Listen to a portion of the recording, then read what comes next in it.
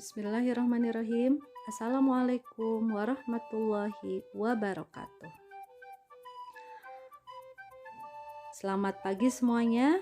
Apa kabar hari ini? Mudah-mudahan kita semua selalu diberikan kesehatan dan ada dalam lindungan Allah Subhanahu wa taala. Terkait dengan penyampaian materi MPLS pada kesempatan kali ini, Ibu akan menyampaikan materi tentang belajar efektif. Namun terlebih dahulu izinkan Ibu untuk memperkenalkan diri.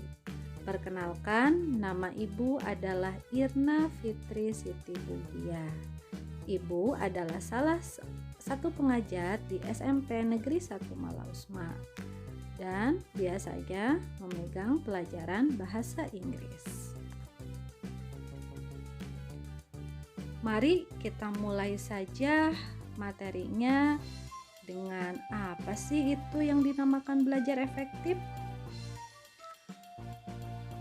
Belajar efektif adalah cara belajar yang teratur, tuntas, secara berkesinambungan dan produktif, yakni menghasilkan kepandaian, pengetahuan, keterampilan, pembentukan sikap mental intelektual yang baik, serta bertanggung jawab. Untuk apa pembelajaran efektif itu? Yakni untuk mencapai hasil belajar yang memuaskan. Jika siswa belajarnya tidak teratur, tidak tuntas, tidak terus-menerus, dan tidak sungguh-sungguh, baik di sekolah maupun di rumah, bisa menyebabkan tidak tercapainya sasaran belajar yang diharapkan.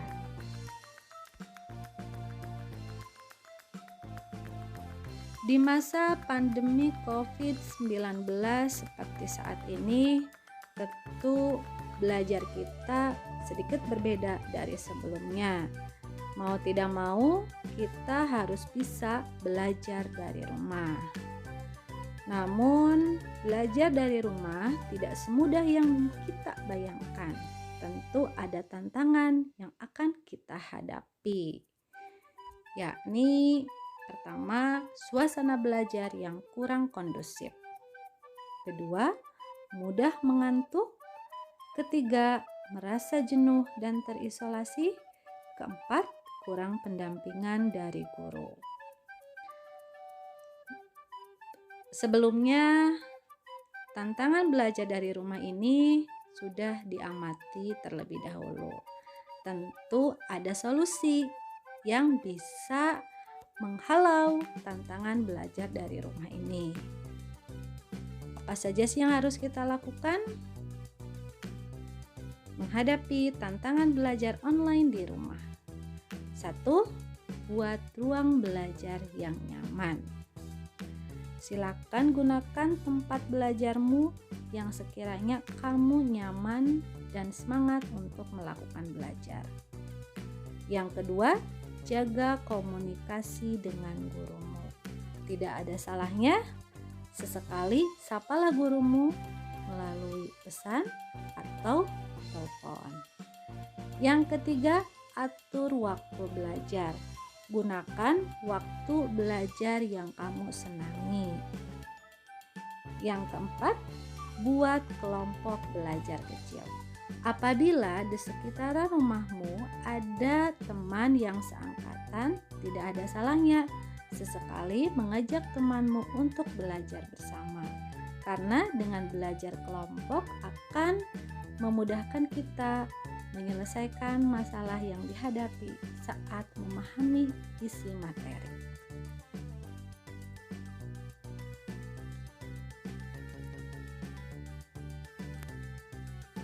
7 cara belajar efektif dan efisien. 1. Buat suasana belajar yang nyaman.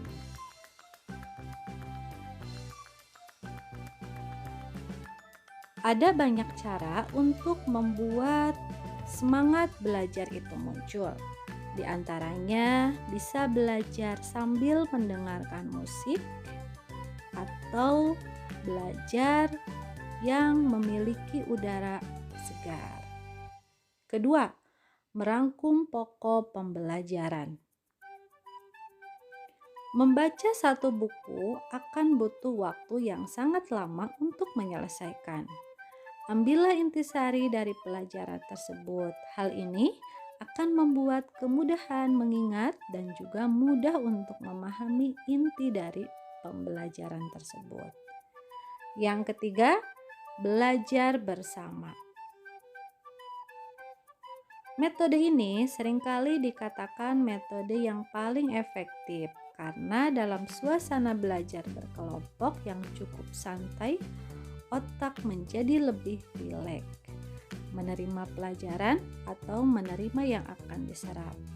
Selain itu, hal-hal yang belum diketahui akan lebih mudah diselesaikan dengan bekerja sama. Maka sangat dianjurkan untuk belajar bersama untuk menghadapi ujian. Yang keempat, metode mempersingkat. Metode ini digunakan bagi beberapa orang yang kesulitan dalam hafal dengan cara menggunakan nama-nama yang hampir mirip untuk mengingat materi.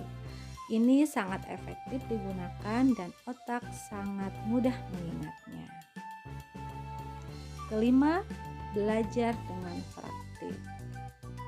Misalnya pelajaran IPA seperti botani atau vertebrata.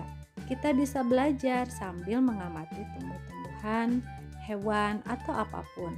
Dengan itu, kita bisa membuat sebuah acara belajar menjadi lebih asik. Keenam, belajar rutin tapi jangan lama. Dengan rutin belajar, kita akan semakin mudah untuk mengingat hal yang sudah dipelajari. Yang perlu dilakukan adalah belajar rutin, bukan terlalu lama belajar. Seperti belajar saat pagi 45 menit, siang 25 menit, sore 50 menit, malam 1 jam. Cara ini sangat efektif dan pikiran juga akan tetap dalam keadaan rileks daripada harus belajar terlalu lama.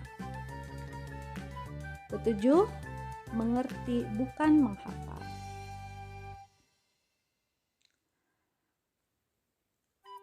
Hal yang paling sering dilakukan oleh siswa ketika ingin menghadapi ujian adalah menghafal.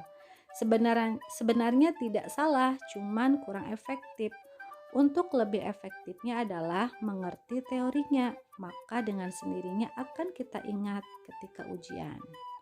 Kalau kita masih belajar dalam metode belajar dengan menghafal, sangat disarankan untuk pindah ke metode mengerti materi.